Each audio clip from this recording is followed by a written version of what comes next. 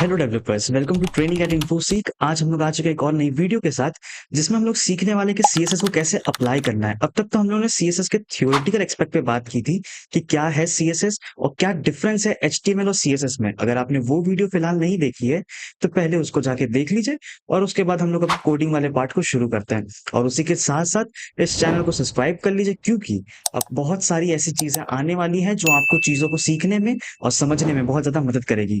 Web development के साथ ही साथ और भी बहुत सारी चीजें हैं जो कि इस चैनल पे शुरू होने जा रही हैं।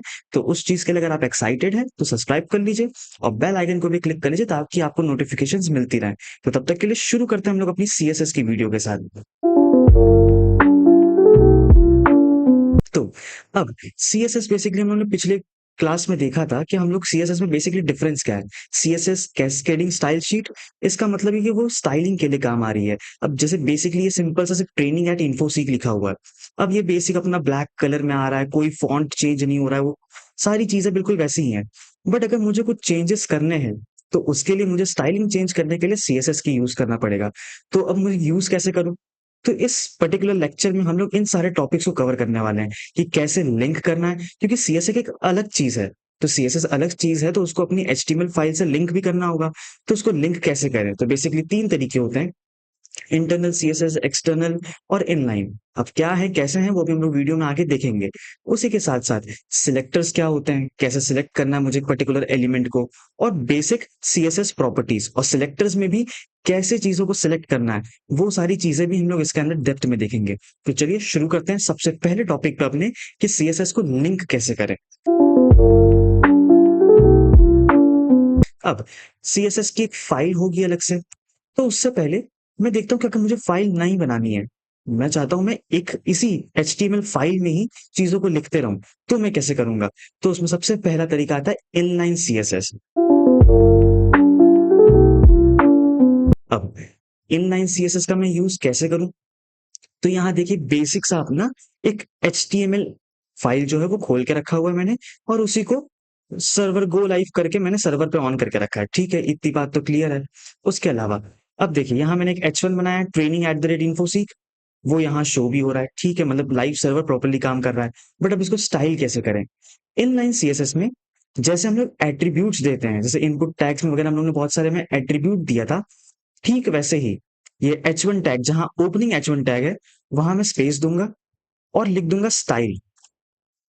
देखिए स्टाइल लिखा और इसने डबल कोट्स और इक्वल्स टू डबल कोट्स लगा दिया है। मतलब कैसे, मैं क्या कहना चाह रहा हूँ वापस से एक बार करते हैं हम लोग, कि देखिए स्टाइल लिखा और जैसे ही मैं एंटर क्लिक करूंगा देखिए ऑटोमेटिकली दे रहा है वो वीएस कोड का एक्सटेंशन ऑब्वियसली। तो style is equals to double quotes के अंदर हम लोग कुछ चीजें लिखनी है। अब बस इतना ही लिखने से हम लोग सीएसएस अप्लाई कर सकते हैं। अभी फिलहाल मैं प्रॉपर्टी लिख रहा हूँ, इस प्रॉपर्टी का भी आपको मतलब नहीं भी समझ आएगा तब भी कोई दिक्कत नहीं है। कलर रेड, और अगर अब मैं देखूं तो इसका कलर रेड हो चुका है। इसका मतलब सिर्फ ये स्टाइल एट्रीब्यूट देने से मैं कोई भी चीजें चेंज करना चाहूं अपनी स्टाइलिंग में, मैं चेंज कर सकता हूं। इसका मतलब जो पहला तरीका था हम लोग का इनलाइन सीएसएस वाला, वो हम लोग का यहाँ प्रॉपरली डन हो चुका है। फिर से कह रहा हूं, ये कलर वाली चीज अभी हम लोग इसमें आगे सीएसएस प्रॉपर्टीज में बात करेंगे। तो फिलहाल के लिए बस आप समझने के लिए करिए कि हाँ, इनलाइन सीएसएस ऐसे वर्क करती है और इसको हम लोग ऐसे अप्लाई कर सकते हैं। ठीक है, तो ये पहला तरीका तो हम लोग को समझ में आ गया कि अच्छा, एक एट्रीब्यूट यूज करेंगे स्टाइल नाम से, और उसके अंदर डबल कोट्स में जो जो वैल्यूज देते जाएंगे हम लोग, वो उसके अंदर चीजें चेंज होती रहेंगी। ठीक है, अभी देखिए व्हाइट के एकदम तो लाइट ग्रे टाइप में हो गया, ये कलर चेंज हुआ यहाँ से, तो वहां से वो चीजों को डायरेक्टली रिफ्लेक्ट कर रहा है। ठीक है, तो इनलाइन वाला मामला तो एकदम क्लियर है। अब बात आती है इंटरनल। अब इंटरनल कैसे है, इसको मैं हटा देता हूँ वापस। अब देखिए इंटरनल मतलब कहीं ना कहीं यही फाइल के अंदर वापस। तो अब मैं यहाँ स्टाइल टैग का, स्टाइल एट्रीब्यूट का यूज नहीं करूंगा, मैं यहाँ स्टाइल टैग का यूज करूंगा। और अब कहाँ यूज करूंगा वो स्टाइल टैग का? तो हम लोग के हेड सेक्शन में। हमारा हेड सेक्शन यहाँ से स्टार्ट होता है और यहाँ खत्म होता है। तो मैं इसी में बीच में कहीं टाइटल के नीचे मैं स्टाइल टैग ओपन कर लेता हूँ। अब स्टाइल टैग है, जैसे ही मैं ओपन करता हूँ, और ये कंटेनर टैग है, मतलब इसका ओपनिंग टैग और क्लोजिंग टैग भी होगा इसके अंदर। अब इसके अंदर मुझे H1 को टारगेट करना है, तो मैं बेसिकली H1 और कलर रेड, फिलहाल आप स्टाइलिंग पे ध्यान दीजिए कि स्टाइलिंग वर्क कर रही है कि नहीं। मैंने हेड टैग में स्टाइल टैग के अंदर कुछ चीजें लिखी। अब ये चीजें कैसे लिखी, क्यों लिखी, ये अभी हम लोग सिलेक्टर्स में बात करेंगे। और फिलहाल आप ये समझिए कि इनलाइन में जब लगा रहा हूं तो क्या स्टाइल अप्लाई हो रही है, क्या मैं हेड टैग के अंदर लगा रहा हूं तो क्या स्टाइल अप्लाई हो रही है, या एक्सटर्नल का जब मैं यूज करूंगा तो क्या स्टाइल अप्लाई हो रही है। फिलहाल इसके ऊपर फोकस करते हैं, और उसके बाद जब सिलेक्टर्स के ऊपर बात करेंगे तब हम लोग समझेंगे कि मैं जो ये लिख रहा हूँ ये क्यों लिख रहा हूँ, इसका लॉजिक क्या है लिखने का। ठीक है, तो फिलहाल मैंने हेड टैग में लिखा है, देखते हैं अब स्टाइल अप्लाई हुई भी है या नहीं हुई है। तो अब अगर मैं देखूं और इसको रिफ्रेश करूं तो देखिए अभी रेड कलर में वापस आ रहा है। कुछ और कलर दे लेते हैं, यहाँ मैं यहीं से कलर पिक कर लेता हूँ, ग्रीन कलर मान लेते हैं। अब देखते हैं तो ये ग्रीन कलर में भी हो रहा है। अच्छा, मतलब अगर मैं ये कहना चाह रहा हूँ कि स्टाइल टैग को अगर मैं हेड में यूज करूं तो उसको इंटरनल कहते हैं। बिल्कुल यही सही चीज है कि अगर हेड टैग के अंदर मैं अगर स्टाइल टैग का यूज कर रहा हूं तो वो एक तरीका है इंटरनल सीएसएस का। ठीक है, अब बस एक्सटर्नल की बात क्या होती है। अब एक्सटर्नल नाम से पता चल रहा है कि कुछ बाहर की चीज है। तो इसका मतलब इस पर्टिकुलर फाइल में, HTML की फाइल में, मैं कोई भी चीजों को चेंज नहीं करूंगा। तो जब कोई भी चीजों को चेंज नहीं करूंगा तो अप्लाई कैसे करूंगा। तो उसके लिए मैं एक और फाइल बनाऊंगा। अभी तो फिलहाल देखिए index.html बनी हुई है, यहाँ मैं एक और फाइल बनाऊंगा, style.css। अब तक हम लोग index.html एक्सटेंशन दे रहे थे, अब ये CSS फाइल है तो मैंने एक्सटेंशन दिया है इसका CSS। ठीक है, अब यहाँ भी मैं H1 को टारगेट कर लेता हूँ सिंपली, और इसको मैं कलर दे देता हूँ रेड। ठीक है, बट क्या अब देखते हैं अब क्या हुआ। तो अब मैं अगर रिफ्रेश कर रहा हूँ तो आप तो कह रहे होंगे कि ये चीज तो हो ही नहीं रही है। तो भाई आप खुद सोचिए ना, मैंने तो सिर्फ एक फाइल बना के रख दी, क्या मैंने उसको कहीं भी रेफरेंस पास किया जो HTML वाली फाइल में जहां से वो लिंक हो। तो ये तो हम लोगों ने किया ही नहीं है। तो अब ये करेंगे, इसके बाद वो सारी चीजें उसके अंदर होंगी। तो अब इसका भी यूज हम लोग हैड टैग के अंदर ही टाइटल के नीचे कर लेंगे। अब यहाँ हम लोग यूज करने वाले लिंक टैग का। देखिए जैसे ही मैं लिंक लिखूंगा तो लिंक कोलन CSS लिख के आ रहा है। मैं जैसे इस पर क्लिक करता हूँ तो देखिए इसने दे दिया लिंक, कुछ रिलेशन है कि अच्छा स्टाइल शीट है वो, और href दे रहा है कि हाइपर हाइपर लिंक रेफरेंस कि किस में हम लोग को जाना है। तो बेसिकली मैं इसको हटाता हूँ और एक बेसिक सा स्ट्रक्चर बताता हूँ। डॉट लगा के स्लैश लगाइए, जो हम लोग इंडेक्स वाली जो HTML वाला जो कोड वाला पार्ट था उसमें हम लोग कर रहे थे कि href dot slash style dot CSS पे मैंने क्लिक कर दिया। तो इसका मतलब क्या वो लिंक हो गई। हाँ बिल्कुल लिंक हो गई। अब देखते हैं, चेक करते हैं हम लोग। देखिए अब रेड कलर में आ रहा है। अब जो भी चीज मैं इस फाइल में चेंज करूंगा, मैं फाइल में ब्लू कलर कर देता हूँ तो वो चीज यहाँ रिफ्लेक्ट हो रही है। इसका मतलब ये तीन तरीके थे कि इंटरनल, इनलाइन और एक्सटर्नल CSS कैसे अप्लाई कर रहे हैं। एक्सटर्नल में बस सिंपल सी एक छोटी सी लाइन लिखनी है, उसके बाद जो भी स्टाइलिंग करनी है मुझे, मैं इस फाइल में करता रहूंगा और चीजें ऑटोमेटिकली वर्क करती रहेंगी। ठीक है, तो हम लोग का लिंक करने वाली चीजें तो हम लोग ने समझ ली। अब बढ़ते हैं हमारे नेक्स्ट टॉपिक की तरफ कि सिलेक्टर्स इन CSS। स्टाइल टैग का यूज कर रहा हूँ जिसके अंदर मैं सारी चीजें रखूंगा। तो आपके लिए एक टास्क है, आपको कमेंट्स में बताना है कि ये जो मैंने हेड टैग में स्टाइल टैग का यूज किया है और जो मैं यहाँ अब CSS प्रॉपर्टीज यूज करने वाला हूँ, ये कौन सा तरीका है। ये इंटरनल है, ये इनलाइन है, या एक्सटर्नल है। ये चीज कमेंट में आप जरूर बताइएगा। ठीक है, तो अब चलिए सबसे पहले सिलेक्टर्स, टैग्स। अब टैग्स तो HTML का पार्ट है, बिल्कुल पार्ट है। टैग्स कौन सा यूज किया है मैंने जो ब्राउज़र पे शो हो रहा हो, तो वो तो H1 टैग है। तो देखिए सबसे पहले सिलेक्ट करने पहले हम लोग कुछ ऐसा सिंटैक्स रहता है कि सिलेक्टर, हम लोग जो भी सिलेक्टर है वो लिखेंगे, ये कर्ली ब्रैकेट्स ओपन करेंगे, और इस कर्ली ब्रैकेट्स के अंदर हमारे पास कुछ प्रॉपर्टीज और वैल्यू के पैर रहेंगे, जैसे प्रॉपर्टी कोलन और वैल्यू। ऐसे सिंटेक्स में हम लोग चीजों को लिखने वाले हैं। अब ये क्या है, ये सिलेक्टर क्या है, प्रॉपर्टी क्या है, वैल्यू क्या है। ठीक है, अभी सिलेक्टर हम लोग कौन सी बात कर रहे हैं, टैग। तो कौन से टैग, अब सबसे पहले आप यही दिमाग में लाइए कौन से टैग को आपको चेंज करना है।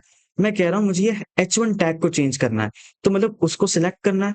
तो इसीलिए मैं सिलेक्टर की जगह क्या लिख दूंगा, H1। ठीक है, इतनी चीज तो क्लियर है कि मुझे H1 टैग को सिलेक्ट करना था तो मैंने सिलेक्टर की जगह H1 लिख दिया। ठीक है, अब कौन सी प्रॉपर्टी का यूज करना है। तो प्रॉपर्टी में कहता हूं मुझे कलर चेंज करना है, तो मैंने यहाँ कलर लिख दिया। ठीक है, कोई दिक्कत नहीं। और कलर की वैल्यू क्या होनी चाहिए, मैं कह देता हूं ग्रीन होनी चाहिए। ठीक है, तो देखते हैं अब क्या वो चीज़ हो रही है वर्क? बिल्कुल।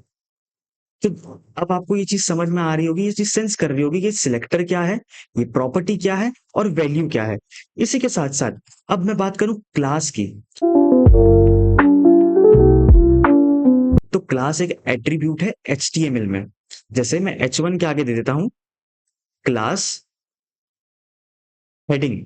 अब क्लास हेडिंग है, ठीक है? तो मैं चाहता हूँ कि हर एक क्लास जिसकी हेडिंग है, उसको मैं टारगेट करूँ। हर एक एलिमेंट जिसकी क्लास हेडिंग है, उसको मैं टारगेट करूँ। तो मैं कैसे करूँगा? तो मैं सिलेक्टर की जगह क्या मैं यहाँ हेडिंग लिख दूँगा? बिल्कुल, लॉजिकली तो हम लोग ठीक है, बट एक छोटा-सा ट्विस्ट है यहाँ। जब भी हम लोग क्लास का यूज़ करते हैं, तो मैंने जो सिलेक्ट जो मैंने हेडिंग लिखा है, उसके आगे मुझे डॉट लगाना पड़ेगा कि डॉट हेडिंग। अब ये डॉट हेडिंग क्यों? क्योंकि ये सीएसएस को बताएगा कि ये हेडिंग जो है ना, ये क्लास है। क्लास कैसे पता चला उसको? क्योंकि उसके आगे डॉट लगा हुआ है, ठीक है? अब सेम प्रॉपर्टी मैं चाहता हूँ कलर और वैल्यू रेड हो जाए। अब देखते हैं क्या अब वो प्रॉपर्ली वर्क कर रहा है? तो अब भी ये प्रॉपर्ली वर्क कर रहा है। तो जैसे हम लोग ने देखा कि कैसे हम लोग क्लास को टारगेट कर पा रहे हैं। यहाँ से अगर मैं कुछ चेंज कर दूँ, तब भी वो एकदम परफेक्टली काम करेगा। देखिए, अब भी एकदम परफेक्टली काम कर रहा है, तो कोई भी दिक्कत नहीं है। तो अब हम लोगों ने ये भी देख लिया क्लास को कैसे करते हैं। तो इसका एक और भी फ़ायदा दिखाता हूँ कि अगर मैंने ऐसे मल्टीपल चीज़ें बना दी और अब मैं अगर देखूँ, तो देखिए सबका कलर चेंज हो रहा है। क्यों? क्योंकि इन सभी की क्लासेस हेडिंग ही है और हम लोग ने हेडिंग वाली क्लास को टारगेट किया है। ठीक है? अब आईडी की बात करते हैं और क्लास की जगह मैं लिख दूँगा आईडी हेडिंग। तो अब अगर मैं देखूँ, तो अब ये चीज़ वर्क नहीं करेगी। क्यों? क्योंकि हेडिंग हेडिंग तो सेम है, बट यहाँ आगे क्या लगा हुआ है? डॉट लगा हुआ है और मैंने क्या बताया डॉट किसको रिप्रेजेंट कर रहा है? डॉट क्लास को रिप्रेजेंट कर रहा है। पर यहाँ तो अब हम लोग ने आईडी का यूज़ करने लग गए हैं। तो अब यहाँ डॉट हटा के मैं हमारा हैशटैग वाला सिंबल यूज़ करूँगा। अब देखते हैं क्या अब वर्क कर रहा है? तो देखिए अब वापस एकदम परफेक्टली वर्क कर रहा है। तो इसका मतलब हम लोग को 3 चीज़ें समझ में आई कि अगर मैंने आईडी या क्लास का यूज़ नहीं किया है, तो मैं डायरेक्टली टैग का यूज़ कर सकता हूँ और उसी के अलावा अगर मैंने क्लासेस का यूज़ किया है, तो मैं डॉट लगा सकता हूँ और अगर आईडी यूज़ कर रहा हूँ मैं, तो उसके लिए मैं हैशटैग का सिंबल यूज़ करूँगा। तो इस चीज़ से आपको बहुत ज़्यादा क्लियर आइडिया मिल चुका होगा कि कैसे कोई भी पर्टिकुलर एलिमेंट को टारगेट करें सीएसएस के अंदर। ठीक है? तो अब कुछ बेसिक प्रॉपर्टीज़ भी देख लेते हैं। तो चलिए अब अपना नेक्स्ट टॉपिक शुरू करते हैं, बेसिक सीएसएस प्रॉपर्टी। ठीक है, तो कलर प्रॉपर्टी तो मुझे लगता है अब आप लोगों ने देख ली है, काफ़ी हद तक देख ली है कि कलर नाम की प्रॉपर्टी यूज़ करूँगा, उसकी जो वैल्यू होगी, वो जो भी वैल्यू आरजीबी में दे सकता हूँ या मैं कोई भी बेसिकली नाम से भी उसको टारगेट कर सकता हूँ। मैं कह देता हूँ ग्रीन, तो वो ग्रीन कलर में चेंज हो जाएगा, ठीक है? तो कलर प्रॉपर्टी तो एकदम ही क्लियर है क्योंकि हम लोगों ने इसको बहुत बार यूज़ कर लिया।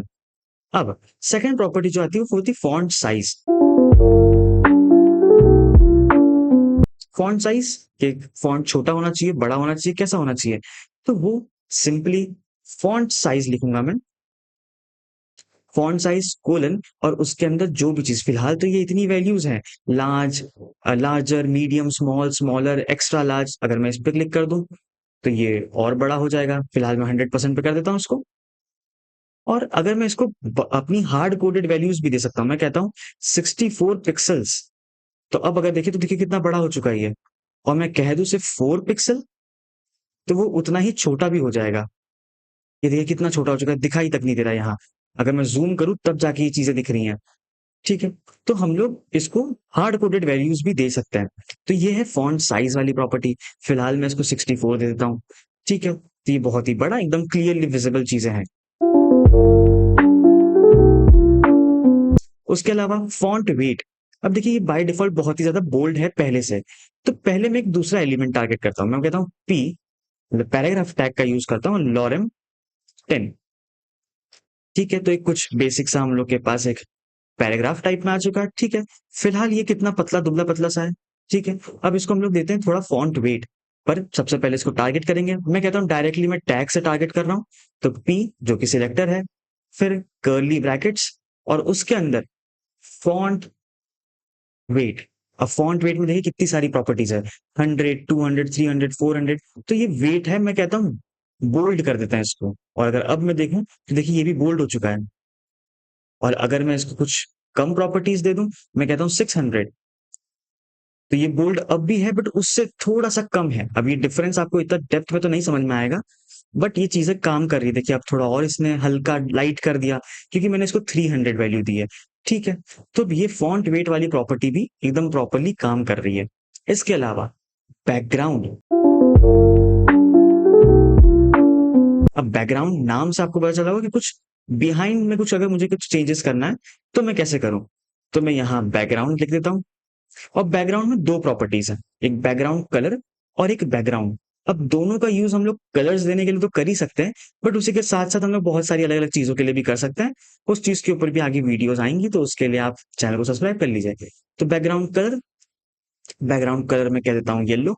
ठीक है, अब अगर मैं चेक करूं तो देखिए यहाँ इस पैराग्राफ का पर्टिकुलर कलर बैकग्राउंड में येलो आ रहा है। अब आपके लिए एक और क्वेश्चन कमेंट सेक्शन में जरूर बताइएगा कि ये मैंने बैकग्राउंड कलर तो पैराग्राफ को दिया, और बैकग्राउंड पैराग्राफ तो सिर्फ इतना छोटा सा था, तो इसने ये पूरे फुल स्क्रीन की साइज का क्यों कलर ले लिया।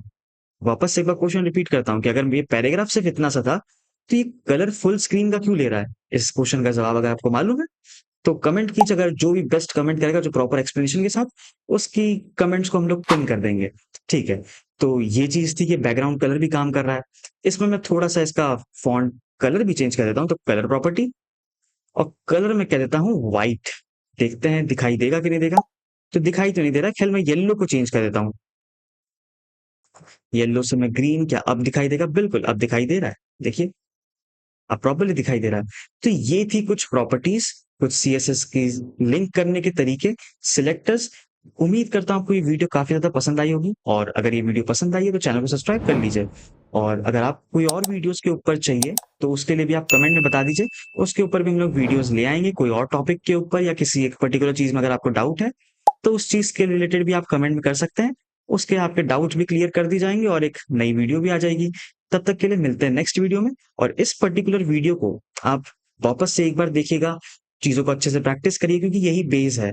अगर ये इस चीज में आपको कंफ्यूजन होगी तो आगे आने वाली सीएसएस प्रॉपर्टीज में आपको बहुत ज्यादा प्रॉब्लम होने वाली है। और इसी के साथ साथ हम लोग एक सीएसएस पर टास्क भी करेंगे, तो उस चीजों के लिए आपको ये चीजें आना बहुत जरूरी है। तो पहले बेस मजबूत कर लीजिए, उसके साथ हम लोग शुरू करेंगे थोड़े दिनों बाद में एक सीएसएस के ऊपर प्रोजेक्ट। तब तक के लिए मिलता हूं आपको नेक्स्ट वीडियो में।